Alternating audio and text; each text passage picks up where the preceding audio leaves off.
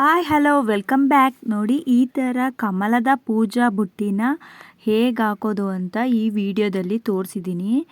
ನೋಡಿ ಎಷ್ಟು ಅಳತೆ ಬೇಕು, ಎಷ್ಟು ವಯರ್ಗಳು ಬೇಕು ಮತ್ತು ಹೇಗೆ ಕಟ್ ಮಾಡ್ಕೊಳ್ಳೋದು, ಹೇಗೆ ಹಾಕೋದು ಎಲ್ಲನೂ ಸಹ ಈ ವಿಡಿಯೋದಲ್ಲಿ ತೋರಿಸಿದ್ದೀನಿ.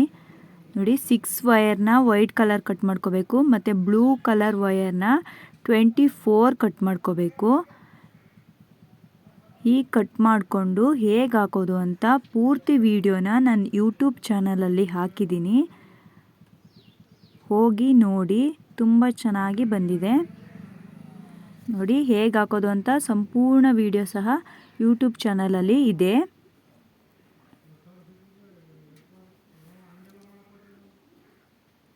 ಹೋಗಿ ನೋಡಿ ಕಮಲದ ಪೂಜಾ ಬುಟ್ಟಿ ಹೇಗೆ ಹಾಕೋದು ಅಂತ ಕಲ್ತ್ಕೊಳ್ಳಿ. ನೆಕ್ಸ್ಟ್ ವಿಡಿಯೋದಲ್ಲಿ ಸಿಗ್ತೀನಿ. ಅಲ್ಲಿವರೆಗೂ ಟೇಕ್ ಕೇರ್, ಬಾಯ್ ಬಾಯ್.